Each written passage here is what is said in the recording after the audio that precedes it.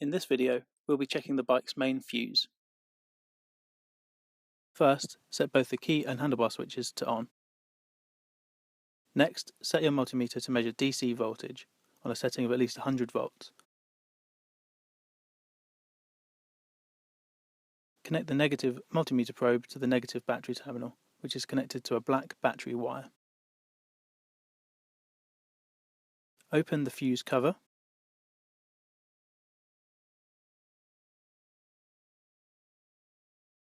Touch the red multimeter probe to either side of the fuse.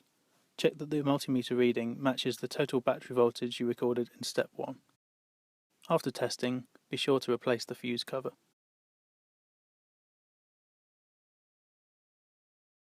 Remove the negative multimeter lead from the battery.